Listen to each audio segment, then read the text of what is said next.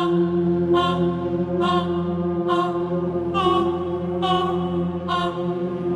right, so we're back with Laura Brand, serial killer whisperer, and this is episode 47. Laura, Wow. we've done 47 hours with you. Crazy. It is crazy. That is crazy. It doesn't feel like it. There's so much more to go. I mean, that's the thing. Yeah, we're so just like scraping the tip of the iceberg, really. I know. I don't feel like we haven't even gotten to the meat and potatoes of your research and all. And we only played like a handful of recordings, and you have thousands of hours of this stuff. So yeah, we got a lot more. So people, if you're listening, there's still so much to cover. So much to cover. And we've really only done, this will be our third really offender we've covered. Yeah. Exactly. Yeah. That's third, it. Yeah. Third out of 50. Yeah. Yeah. That's crazy. Insane. All right. Well, today we're going to talk about Gargiulo. Mm-hmm. And so why don't you and I know you've been kind of doing some background work on this and trying to put together kind of lay out all his crimes. And if people don't remember who Gargiulo was, that was the one case where Ashton Kutcher was involved and was called as a witness because Gargiulo killed a girl that I don't know if it was a girlfriend, but someone he was going out on a date with. He was on his way there to go pick her up. Yeah, he was at her house the night of the murder. Yes. Yeah. So my story with Gargiulo starts in May of 2023. Mm-hmm. And this is about when they're dismantling death row. And, at that time, I had so many serial killers on my plate at that time. And some big ones I was, tackling at that time.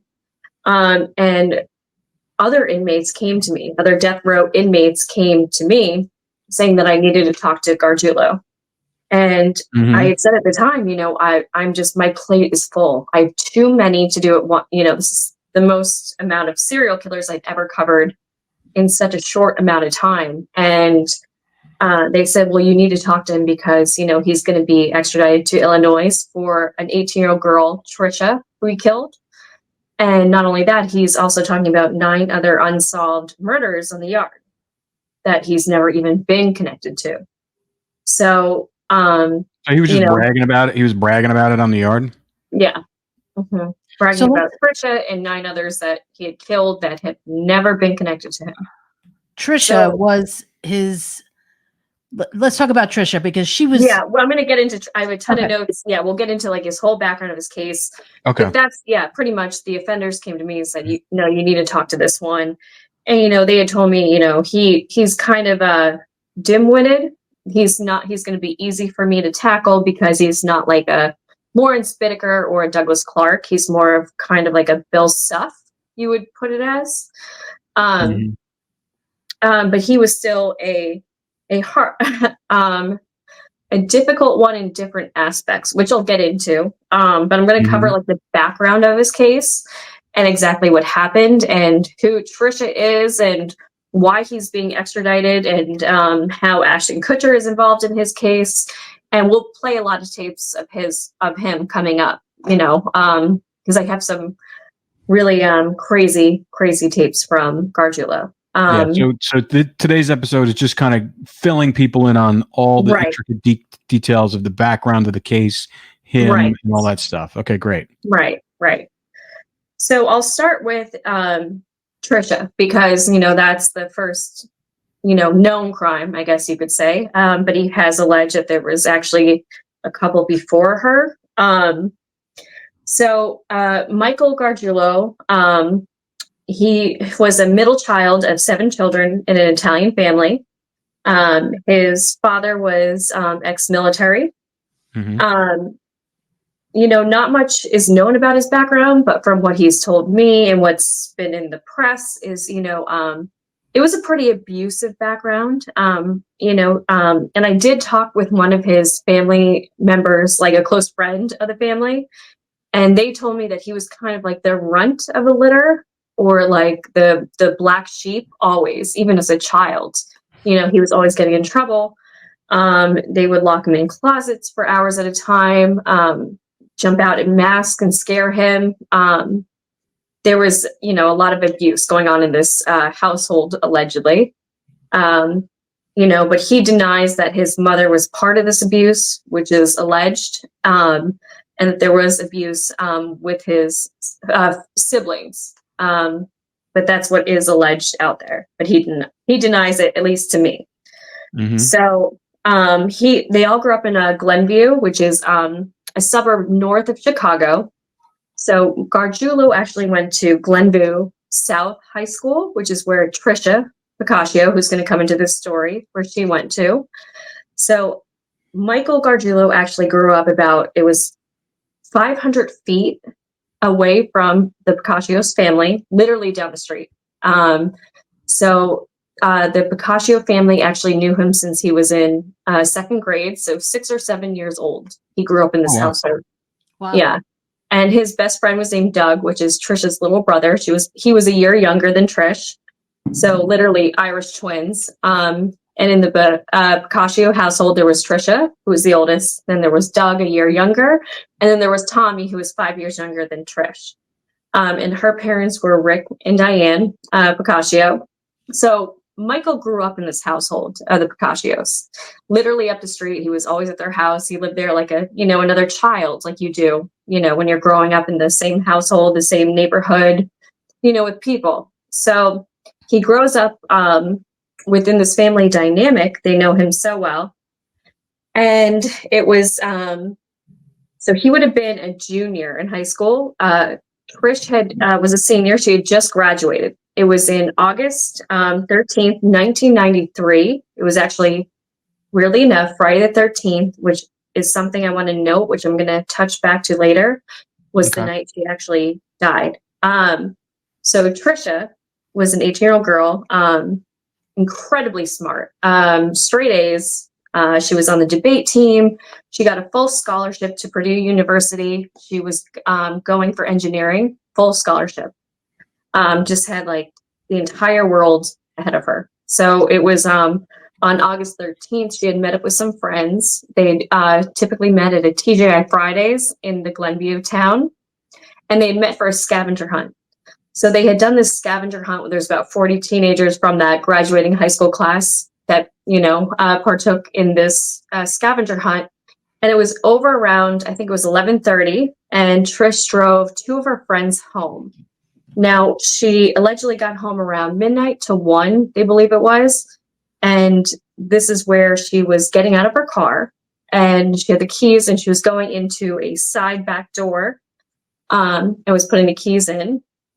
And that's when she was blitz attacked. She was, they know she was, her left arm was twisted. There was a spiral fracture on her left arm, so it was broken. So somebody had blitzed her, twisted her left arm, broke it, and then she was stabbed 12 different times. And I've seen the autopsy reports. They were all, for the main arteries, such as the carotid, that kind of thing. And she was left to bleed out on her side steps.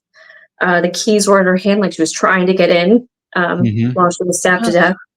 That is so horrifying. Her poor parents. I can't even. So the morning of her father worked for a telephone company, and her mother was a veterinary tech. And her mother that night had looked out the window and seen that her car was parked on the street and went to bed thinking she was already home. And her mother had went to work early that morning and didn't see the body. But her father had woke up to go to work. It was around 8:30. And when he came out, he saw 2 shoes, like on the steps. And that's when he had turned and saw his daughter's lifeless body. And he was also an Army vet. He had been to Vietnam. Not much, could shake him. But he reports that day he died. That moment, he died. Yeah. Oh, that's so sad. It's horrible. I can't even. And it's the neighbor. I mean, that's the thing that just, it's like insane. Like, so they didn't know it at the time, obviously. Obviously, yeah. And it gets crazier because, he starts screaming, and Doug reports he ran. Doug just knew to run and called 911 for help. And his brother Tommy got up, and they pulled the blinds down from the window and started running down the stairs towards their father. And these are the two brothers. The two brothers. Yes. Yeah. Yes. So as crowds coming is because the father was screaming, of course. And what's even more chilling is as a looky-loos are coming by the driveway, seeing what's going on. Michael Gargiulo is at the end of the driveway, and he was, and the father Rick actually saw Gargiulo, and Gargiulo had been in his household like another child. So Rick had actually screamed out to him, "Find out who did this to my daughter," when he saw him. Wow. So he said that to Gargiulo. Said that to Gargiulo. Yeah. Yeah. Wow. Mm-hmm. Yeah. And then so it never would have crossed their mind that he would have done something like that. He was like a second son. Growing up in your house, like Rob, could you imagine like your son's friend, growing up in your household? Yeah. Ever? Yeah. No. I mean, no. I mean, no. I mean, that's just, I mean, even growing up, there was a lot of friends that I had, even ones that I thought were crazy. I wouldn't have thought that they were. No, you would never think that. You would never think that someone that close to your family that is in the house with you, we're working on, we have been working on the Noah Presgrove case. And one of the biggest issues with that is that it was Noah's best friends that were with him the night he died. And then his best friend keeps changing the story. Yeah. So it's very hard. And I can understand why for some of Noah's family members to believe that he could be responsible for something like that. Because when you have these kids in your house, they're like your family. They are. They're like other kids to you. I mean, even my son's friends, I look at as like, surrogate sons to me, right. I would never in a million years think, something like that happened, that they could even be a part of this or responsible. Although you have a different antenna. Right. You have a different viewpoint because of what you went through with your cousin. True. And your best friend. True. And also you've been interviewing all these serial killers about their childhood. I mean, you could probably see some behavior from kids and say, "Oh, that doesn't look copacetic." I mean. But this was in the 80s, right? 90s. Early 90s. Early 90s. 1993, right? Mm-hmm. No one was really looking at teenagers or people like that. Like he would be responsible for something like that. Plus a brutal murder, something as brutal as that. Right. Like it would be different if it was like she was just strangulated. If she was just strangled and she was strangled unconscious and killed that way. But, the way he did it with a, slashed her arteries, like he knew where to go. So horrifying. Where to go. Exactly. So who did they think did it? What did the cops think? Well, better yet, go back. What was Gargiulo's reaction when the father said, "You need to find out who did this"? Well, I don't know. There was no reports of like his actual reaction to this. But I will say in Glenview, it was a middle class town, suburban town. There was barely any murders. So this was a shock to the entire community as well as, law enforcement at the time, for something like this to happen. It was really shocking. And I mean, this is, parents weren't letting their kids out after they heard about this. They were scared to death. This wasn't normal for this community, for something like this to happen.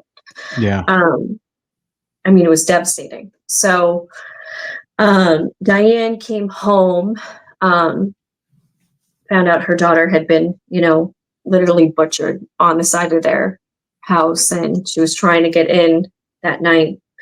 It was so devastating. The family, they had to move out. They moved in with Diane's parents for a while just to get out of the house. Well, that and the guilt of them being inside when this happened and not knowing. We're not even hearing anything. Oh yeah, they saw the car, so they probably knew that. They thought like, she's home. Yeah, it's fine. Right. She's 18. She's about to go to college. Like they can trust her to come in by herself, of course. Mm-hmm. And she's a responsible kid. Straight A's, engineering, scholarship. Yeah, it's really wild. Were her parents asleep when she came home? Well, they had looked out and seen the car. And so she was killed going up to the house. Like that's where somebody had popped out of the bushes. Yeah. That's so freaking horrifying. Yeah. And what's even crazier is there was a pool party going on very close by that was going on late. And they were all interviewed, everybody at this pool party. Nobody heard anything. Nobody had seen anything suspicious. I mean, there was nothing for law enforcement to go on at this point with her murder. Wow, that's scary too, because now the community's like, who did something like this? Right. It's still out there. Right. And you know it's somebody within the community. If nobody saw anything suspicious that night, there's no, random car or this person they didn't see like lurking around. This is somebody within the community, if that's, what was reported. So you already know it's somebody within the community close by who's, committed this heinous act. Yeah. Which is even scarier. Did she have a boyfriend? She did. She did have a boyfriend. Yeah. Tons of friends. She was a very social girl. The community was shocked. Everybody was shocked. She had just dropped her friends off from a scavenger hunt. And it was like one of the last times she was going to see her friends because she was about to go up to college. Yeah. Where was she going to go to college? Purdue. Oh, to Purdue. Yeah, she got a full engineering scholarship. Yep. What a shame. That is horrible. Bright future. Yeah. So, all right. So that's the day of the murder. The police, obviously, they see the crime scene, and what did they do? The police, how did they investigate this crime? Well, they did the best they could, but the case went cold. There wasn't much they could go on. I mean, there really wasn't anything. And back then, what's going to come into play later is DNA, but back then there was none, or we didn't have the technology back then in 93. Yeah, they could collect DNA, but they couldn't process it. Like 2001 was when they started really being able to do it. That's actually when, the DNA does come into play. 2001, yeah. But at the time, they collected it, but of course they couldn't do anything with it. They just knew. So the case kind of went cold pretty much for the next couple of years. It was, let's see. So Gargiulo at this point, was he even questioned at all? Did they question anybody around the? They did. I mean, they questioned everybody, in the town pretty much. He was questioned. Now, here's something interesting. And I have two different dates of when this happened. So I'm not going to say which date because I'm not sure which one. But we do know that after the murder, Gargiulo was bringing gifts to the house or to the parents. And this is something I have questioned Gargiulo about, and I will give you guys the tapes to play in future episodes, so you guys can hear his, rationale for that. But but he talks about. So he went to the Pacaccio's house, and of course, at the time they still don't think anything of it. They don't think he's responsible until this very day, actually. So he knocked on the door, and Diane answered the door, and she was like, "Hi, Michael." And he gave a gift, and he said it was from his mother. But he said, I need to talk to Mr. Pacaccio, Rick. And she said, well, he's at work. And he goes, that's okay. I'll wait for him. And he sat in the kitchen and just waited for him for an hour, like dead silent, Diane reports. And Rick comes home from work, and he walks in. And Michael stood up, about to talk to him. And his dad and sister came in through the garage saying, Michael, now. Like, they just dragged him out of it before he could talk. Oh. Now, Michael's parents dragged him out Michael's of it? Father and sister. Father and sister. Yes. So they knew. I know exactly. I'm going to explain because I know the reason exactly what he was going to say to him. And this sister, which I will say, is completely estranged from the family. And what I can tell you from this is I'm completely estranged from my family because I think we all know I knew the truth. I've spoken out about it. And, Italian families, if you do that, you're exiled, right? And I can tell you, I guarantee you that his sister, who was there that day, who's now exiled from the family, is definitely exactly in the same boat that I am. She knows the truth. She doesn't agree with what's going on with the family. She's not backing anything up, just like me. And that's the separation divide. Got it. Got it. Mm-hmm. Yeah. So do you That think makes he was sense. going there to confess? Oh no, I know exactly why he was going there. I Yeah. found out. Yeah. Oh, it was not to confess. It's And much that's darker. in that recording. It's not, I don't know if I think I do have some of it in the recording, but Oh, it's well, you much got to tell darker. us then. If it's not in the recording, you got to tell us why. Can you Should I say it tell now, or us? do you want me to leave it for No, save it for the the next episode? recording. Because if you're Yeah, going should I to say play the let's save it for recording, the we can talk recording about it because then. it is Okay. Well, now you got big. me It is all big. wired up now. I want to know. But that's okay. Let's save it for when we do the recording. Okay. All right. All right. I do know the reason. It's Okay. so much darker than you could ever think, and it made me cringe. Oh, wow. All right. So they pull him out Yeah. before he gets They to. pull him out before he can do anything. Yeah, so that was when Diana Rick said he knows something, or that's when they started to think about him. And they went to the police and they told him what happened. They believe it, it is possibly Gargiulo. Okay. So, I mean, obviously, he's coming there to say something and then he just leaves, and I think he'd even said he has information about Trish. Got it. Then. Yeah. Okay, so let's see. Back my notes. Okay, so actually the investigation goes on to, this is going to be in the recording actually that I have coming up. So the police actually thought it was this other suspect who they called Suspect A. And what's funny is Gargiulo does talk about this suspect in the tapes. It wasn't, they finally rule him out.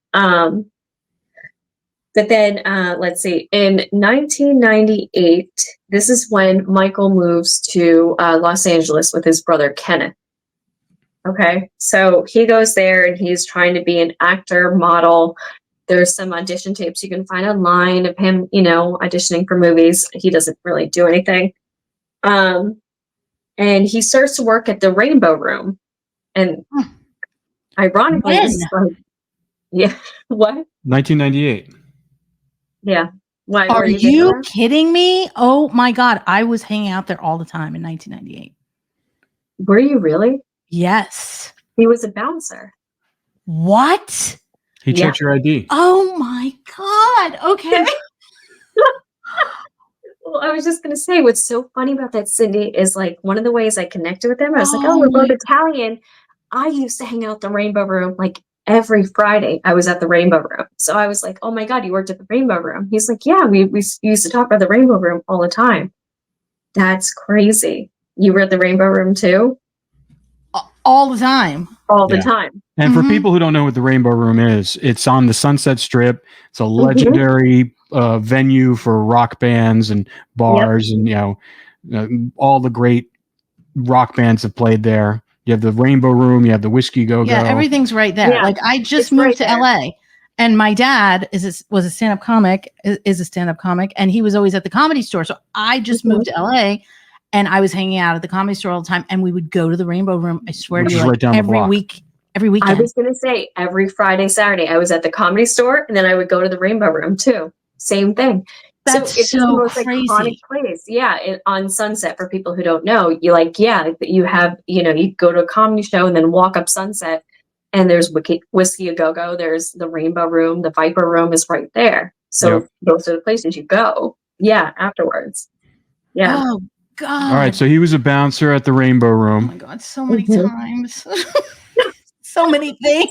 Probably talked to him. We're so lucky we're alive.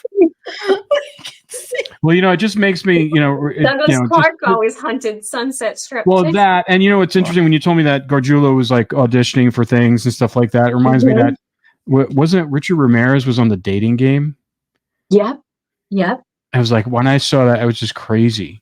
It's like so. Ugh. All right, so he gets a job at the Rainbow Room, and he thinks he's going to be a big star. Bounce at the Rainbow. Yeah. You know what's even funnier is get this, his brother and the family friend I spoke with, he told me like they're the biggest hot shots in Hollywood, right? So I spoke with both of them, and guess who they worked for? Harvey Weinstein. Mathis. Oh, okay. Of course. Mm-hmm. We'll cut that part out. No, we can leave it in. No, cut it out. No, we'll leave it in. Well, Who cares? No, I just thought it was funny because he painted it like they owned Paramount. And then I was like, and then when I spoke to them, I was like, where'd you guys work? And they told me that there. And I was like, oh, that was my production company. Yeah. Okay. That's interesting. No. Not Paramount. Yeah. But yeah, so that's where he was working. And that actually comes into play because two of the other bouncers at the Rainbow Room did go forward to I think it was 48 hours, but they did testify that Gargiulo had talked about a girl he had killed back in Chicago. Oh wow. Mm-hmm. Yeah. So that's going to come into play, I guess. Well, has come into play, but it's probably going to in the upcoming trial of Tricia's murder that's finally being, tried for now. Yeah. When is it on the books? Well, he just got extradited and arraigned. Yep. So it could be a while. Yeah, we don't know. Okay, so he moves to LA. He's working at the Rainbow Room. And then he gets fired from there for being aggressive. I believe there was an assault, I think it was. And he now starts to work as a heating or air conditioning repairman. Now what's interesting, and he displays in prison as well. A lot of the places he lived in LA were not under his name, and same with the vehicles that he was driving. So he was kind of like a Tinder swindler. So he would go after these women who are unattractive or overweight, and he would smooth talk them and gain access to living with them or getting their vehicles, kind of like Douglas Clark or a lot of very much so. Yeah, very much. So that was a big thing detectives come across, is like trying to even find out where he's located, because they don't have, the DMV, because he's driving these girls' cars. He has, a lot of the apartments he's living in are under their names. Yeah. So it's hard just even track him down, because he is just, living off these women that he's just pretty much conning and smooth talking. So he's a total predator from day one. Total predator. Yeah. So did he tell you that was like his tactic, or was it that's what he did and that's why he did it? I got to see it firsthand in prison from things he did to women in prison. So I got to actually see it firsthand. Yeah. What was he doing? Everything. Oh, you're my sun, you're my moon. I actually have the text too. You're my sun, you're my moon, you're my lovely, you're my past life lover. We've been just everything you can think of. And these women would fall for it. Yeah, here's a $300 package for you. Wow. I'm just living on apples and peanut butter. I saw it firsthand. Yeah. Wow. Master manipulator. Master manipulator. And yeah, like I said, like he would target women who are lonely, just out of a breakup, whether they were overweight or less attractive. He would just hone in on women that he knew he could prey on. Like he would find them and prey upon them. Right. Yeah. And I remember when the death row inmates came to me and they said, you got to talk to him. They go, well, he likes to put girls in dungeons. And I was like, what do you mean dungeons? They go, he sits on the phone and talks about like sex talk about like him with them in dungeons. And I'm like, but he's saying he's innocent. And they're like, I know. And they go, just be ready for it. So I was actually prepared, because that was like actually the first text I got from him back was, I'm going to put you in my dungeon. Oh, I remember this. Yeah. Yeah. Mm-hmm. You remember me telling you this? Yes, yeah. I do. Because I got freaked out and I was like, that talk scares me. Like I knew someone who used to say, I want to put you in a cage as a joke, but I didn't think it was a joke. It's never a joke. No. Creepy shit. It's not a joke. Yeah. If you're saying I want to put you in a dungeon, I want to put you in a cage. Exactly. Right. So I hit him back with, a picture of me with actually in a big dungeon in Europe behind me. And I said, I doubt yours is bigger than mine, and put that. Wow. Wow. Because you never want these guys to think you're prey. No.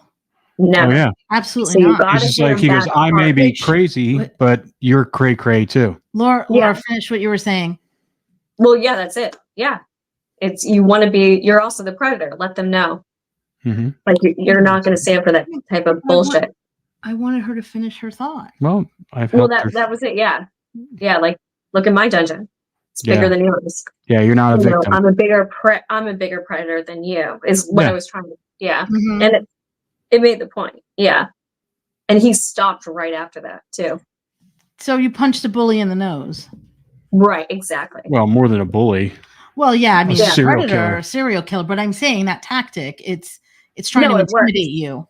Especially with sadists. I mean, you have to match them, or they will. They're just going to want to play with that mouse. If they see a mouse, it's a cat and mouse. Yeah.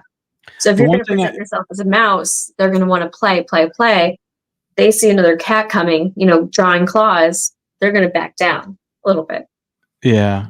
I mean, because ultimately, based upon the research you've done, and you can correct me if I'm wrong, but all the ones that we've seen and heard the recordings of, these guys sound like cowards.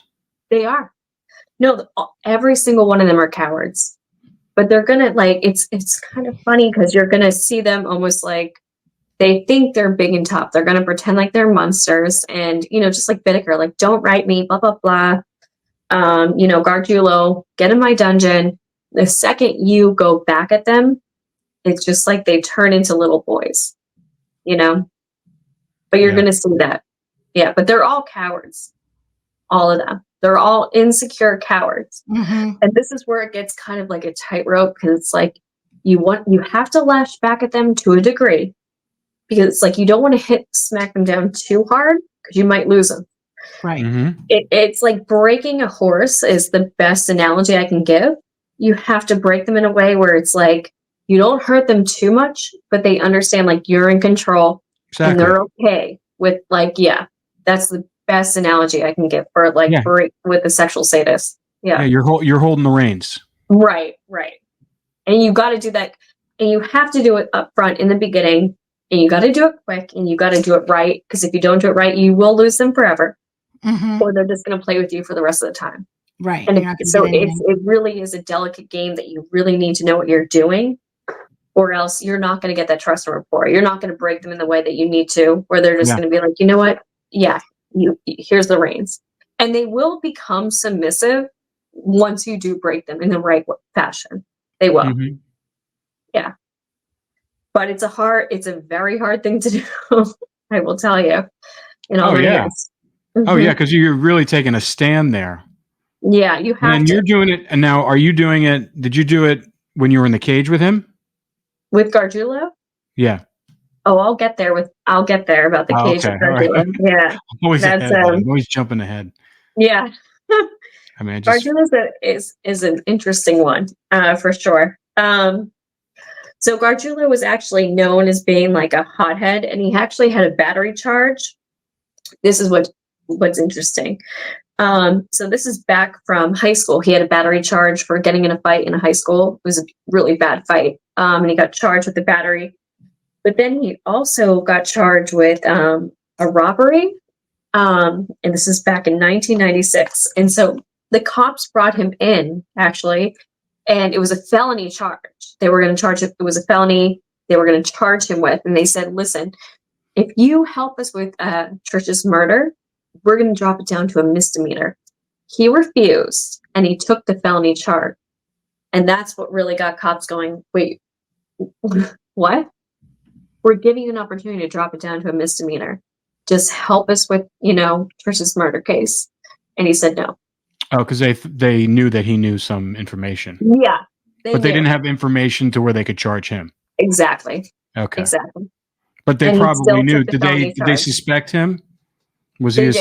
Okay, so he was. Well, I don't know if they really. I think they were still looking for information at that point. But it was like, let's just shoot the shot of like we got him on something. Yeah. Like let's try it. And they said, just help us. And I mean, this is his best friend. Like Doug was his best friend, Tricia's little brother. And he's saying, no. Yeah, I'll take the felony over that. Yeah. That should have been. That should have been a warning sign. Right there is a alarm bell is Right? going off. Why would you take that? Why would you take a felony charge? Take a felony? Yeah, you're going to be a felon instead of having a misdemeanor. Yeah. Huh. And the charge is like breaking into unlocked cars, and he stole a cell phone and stuff out of the cars. I mean, it wasn't even that big of a deal. That big of a deal, and he still said, and they just said, just help us with answering some questions about Trish. And he said, no, I'll take the felony. Did he spend any time in jail for that one? Nope. Yeah, I'm sure. First time offense, he probably walked. No.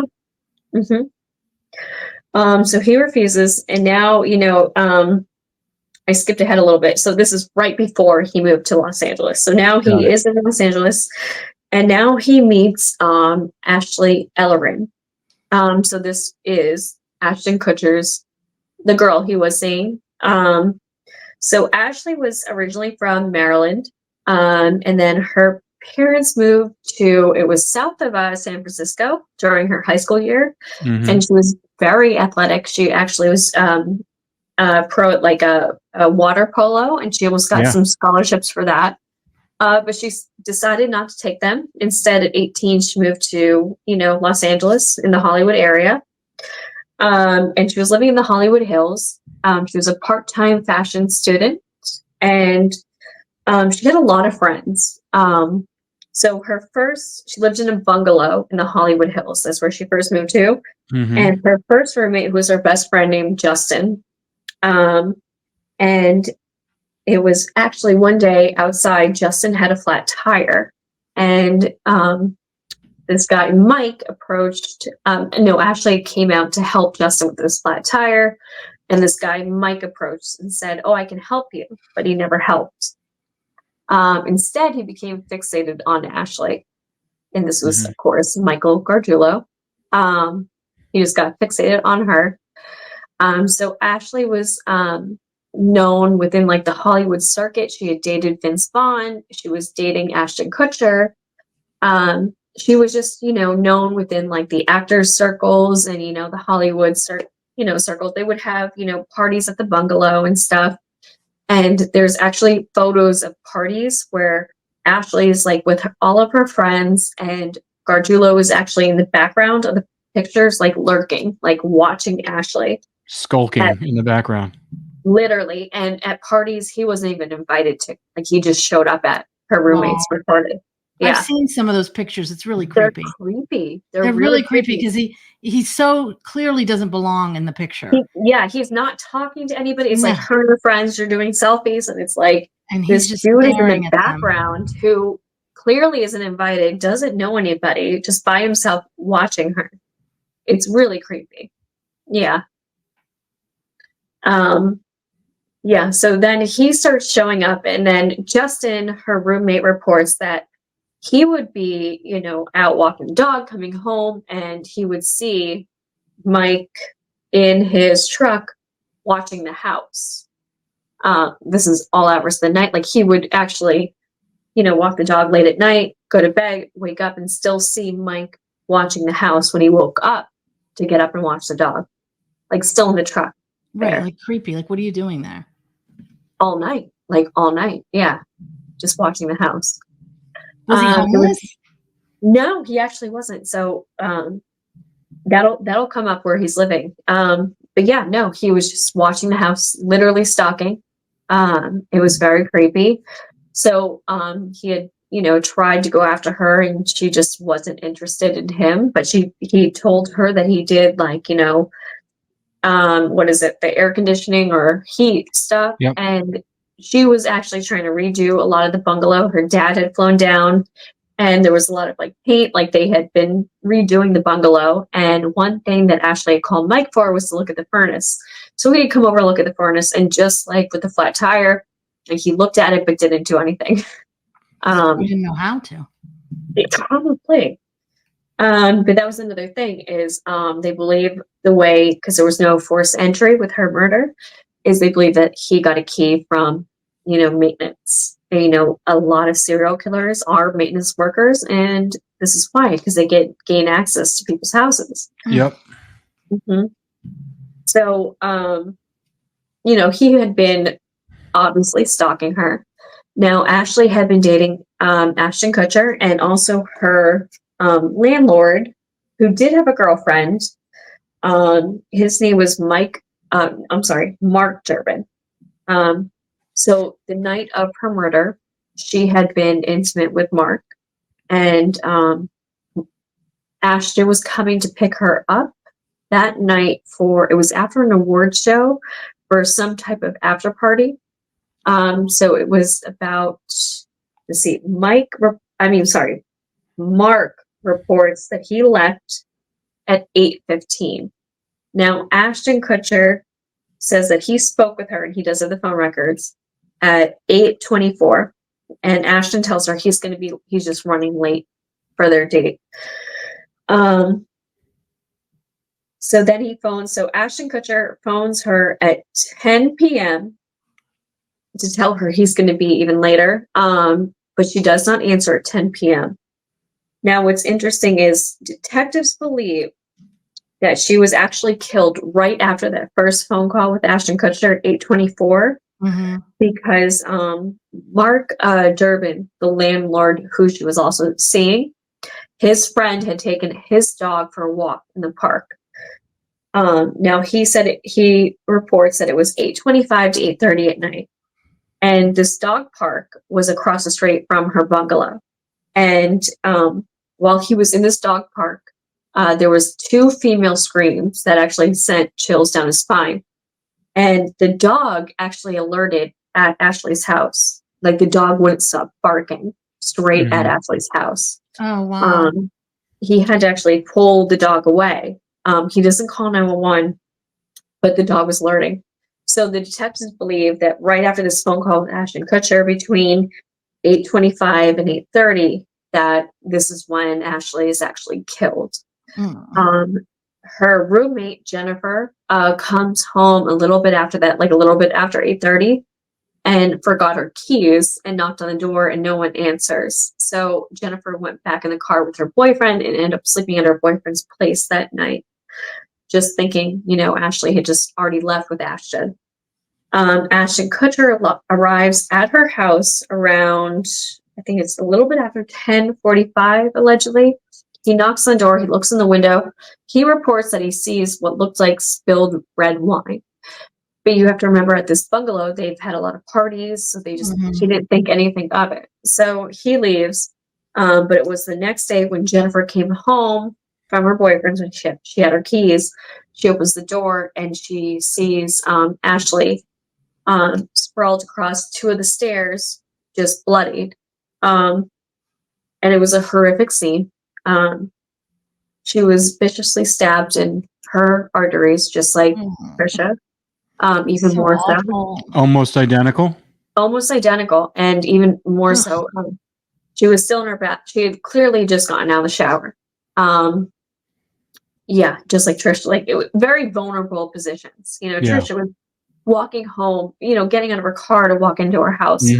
Ashley's coming out of the shower in her bathrobe, literally getting out of her shower, and it was so grotesque. She was nearly decapitated. The detective said, like, it was just like the skin on her neck that was like holding her head together. That's how viciously she had been stabbed. And she had been stabbed in the front and the back. And what the detectives also noticed was that there was evidence that she had been moved. That she had actually been posed. Like, she had been moved to the 2 stairs. It was even crazier as Tricia, again, she was on the stairs. The hell's with the stairs? What does that say? I mean, from a serial killer's perspective, because stabbing seems like it's a really intimate way to kill someone. It is. It's a very intimate way to kill somebody. I'm going to get into Pickerism when I play some of the tapes with him, because, but I'll just give a general overview. But Pickerism is in the act of the penis you stab. because neither one of these girls were sexually assaulted. So the act of stabbing can actually take place. Penetration. Correct. Yes. Yes. And he is a sexual thrill killer. He might not be using the act of his penis, but he's using the act of a knife, which is the same thing. Mm-hmm. I'll go more into that reason as we go into it. Yeah. But yeah, so she was posed at the stairs just like Trish. But this displays obviously even more. I mean, she's nearly decapitated. Her arteries have just been gone for. The thing about Ashley, unfortunately, is there was no DNA evidence left at this scene of the crime. This is going to come big into play, unfortunately. But yeah, so this was Ashley Ellerin, and the detectives quickly ruled out, Ashton Kutcher and Mark Durbin, who was the landlord. She was also saying they both got ruled out pretty quickly. They were both, they were very helpful. They were both came to the police station and were helping detectives. And it was Justin and her roommate Jennifer who kept saying, "You've got to look into this guy, Mike." They just got a bad. Okay. They didn't know his name though. They just kept saying, "This guy, Mike," and the detectives, they had a lot because Ashley knew so many people in Hollywood, so there was like 100 people, of course, Hollywood. But they soon do start to look into Mike, and it starts with. I think it was, it was actually Mark Durbin runs into Mike later on, and he was always known to be braggadocious. And this is my experience of Mike Gargiulo too, is extremely braggadocious. And he runs into Mark and he says to him, he goes, "Oh, I'm suing this company. They ruined my truck and they messed up my back and I'm going to get millions." And Mark thought it was suspicious because he was walking fine, acting fine. But Mark reports this to the police. And the police look into this with the company that he claimed that he was suing for millions. And they said, "We have no lawsuits pending, nothing." But the detective said, "You know what I'm going to do? A 12-block search." This detective, amazing. And he does. And he finds this report of a near accident of a woman almost crashing into a man walking a dog. There was no actual collision, but this woman was scared to death actually by the guy's reaction and called 911. And it ended up being Michael Gargiulo, which they also found out that he had also stun gunned a woman the same year that he had killed Ashley. Yeah, this had gone reported, but there was no follow-up.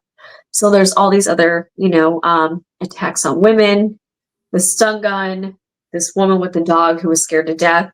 And then there were also death threats they found out with other women that he was threatening to kill. That's good police work right there. Right. And all he did was search this 12-block radius. So then he actually finds out his last name is Gargiulo, and he finds out where he's living. And it was on Orchard.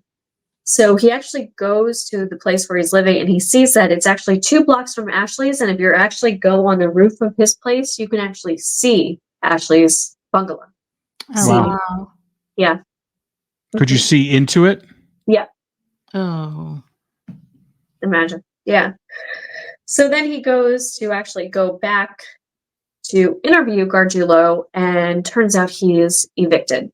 And now he's kind of lost in the wind because now he's, living off females, in their apartments and all of that. But he becomes a high suspect in Ashley's, murder. And while he's trying to actually find Gargiulo, he gets a call from Chicago. And now this time, forensic science has advanced and they've been able to test. What year are we at now? Now we are at, I think it is 2001. Okay. Yeah, 2001. So now they're actually to test the DNA that was found on her fingertips and under her fingernails.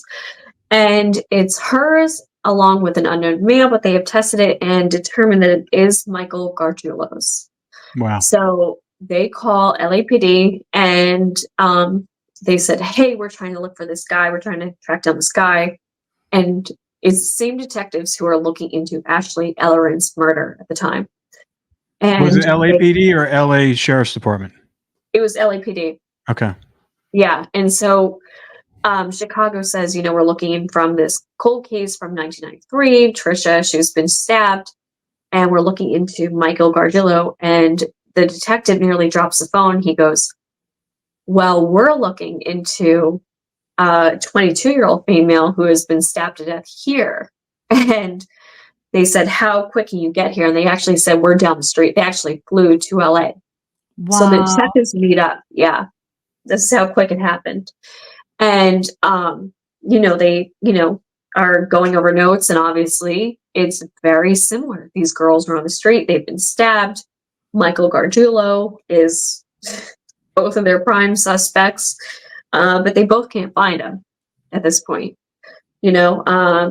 So the biggest problem that the LAPD runs into is they don't have any DNA evidence like Chicago has. Mm-hmm. They just have circumstantial evidence. Now they have this Chicago case, but they don't have anything, really tying him to the scene of the crime. So they were actually banking on Chicago bringing him in and then kind of piggybacking off of him. So the case is brought to the Chicago DA. And even with the DNA that is found on Tricia's fingernails, they decide not to press charges, the DA. And this is a fatal mistake. And it's been discussed why. And, DNA was, just being developed back then. It was new. It was like, what's the difference between touch DNA? He was in their house. It could have been transferred type of thing. They really didn't know. I don't think the DA felt safe enough to go ahead with this type of like new evidence of DNA at that time. So he never pressed any charges, but also Tricia's parents were never aware that this was found or that it was Michael Gargiulo's DNA found. So they didn't let them know anything? No, nothing. That's screwed up. It's very screwed up. They had no idea until finally LAPD contacted Tricia's parents, and they told them pretty much everything. Got it. Yeah. To kind of leverage. Mm-hmm. They wanted the parents to go to the DA and say, what the hell? Right. Because if the Chicago cops did it, they get in trouble.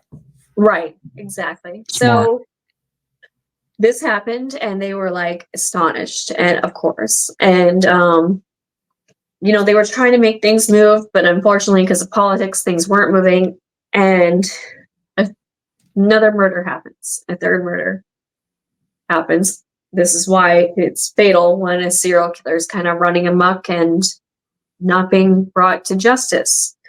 So it was a 32-year-old woman named Maria Bruno. She was an aspiring model, and she had 4 children. She had just had a set of twins, infants. Yeah. She had just recently gotten separated from her husband, Irving. And then, they had just recently separated, like she had just gotten an apartment. But the night of her, and I'm talking 3 weeks, they'd been separated 3 weeks. She just got an apartment. They were just kind of taking space. So the night of her murder, her and her husband had gone out, trying to reconcile. They had 4 children. They just had 2 sets of twins, and they were drinking in a bar. It was about 2 a.m. He drove her home and they had sex. He left at 3 a.m. And the next morning he came to her apartment, and he discovered she had been viciously killed within hours. Oh my God. So he left at 3 a.m. and then 3 a.m. So he was watching, obviously. Yes. He was waiting for him to leave. Gargiulo lived directly across. There was a courtyard with a swimming pool. She lived directly across from Gargiulo. Ugh. Literally on the Where? Literally on the courtyard. Like 50 feet. Like, I'm talking like, here's her apartment, here's his swimming pool. Yeah. What part And of LA was this in? this was in, where was it? Probably where I Just freaking write it live. down. In the valley. I'm trying to think of the Okay. area. It was it's gonna come to you right after we do this. Right in the valley. But Okay. That's fine. That's fine. yeah, and it was a very secure apartment complex she lived at because she wanted something very secure for her and her children. You needed a key card to even get into the premises. It was all gated. And the 3 weeks she had been living there, she had actually complained to a neighbor that this guy had been watching her, had been looking through her window. Even the neighbor had seen this guy looking through her windows and had been freaked out. He's a stalker. I mean, this is who he is. Well, what's really interesting is, like, it's very easy. I mean, I'm sure you've, all this stuff. The fact that all his victims, he could observe them. He was living right next door to them or near them. He was like the first murder was next door neighbor, kid, always hanging out. Could see them watching their movements, patterns. Predator. Same with Ashley. Same thing. You could see what she was doing, monitor her activities, watching what she was doing. This woman, the same thing. It just really, I mean, it's like when you lay it out like that, it's very clear. Oh yeah, this is actually why he got the term "boy next door killer." Mm-hmm. That was one of his taglines: "Boy next door killer, Hollywood Ripper." But yeah, because literally he was next door to all of these victims. Yeah, and there is a 911 call where the husband calls, and what's disturbing is he says in the 911 call, he goes, her breast is on her mouth or in her mouth. All right, well, let's stop right there. I don't want to get too graphic here. And listen, this is a good place to stop since we're going to be doing this as a series. Yeah, I don't want a lot more. We'll be playing tapes, and I have a lot of what I've uncovered with Gargiulo. But yeah, this is the backstory. Yeah. I'd love to also and we'll talk offline about this, about maybe finding the detectives that covered this case. Yes. And maybe we can get them to come on and talk as well. Yes. I'd love to hear their perspective. And because they did great police work. Amazing police work. Yeah. I mean, great police work. And so we always want to honor that when it happens, and especially in these really difficult cases. And it's not like, I feel bad for these detectives. Sometimes they're so constrained by the system. They have so many rules they have to follow when they know they know who it is, and they have to build a case in it. So I definitely would love to talk to those guys. But for now, I think this really tees it up nicely, and we'll continue on with this next week. Yeah.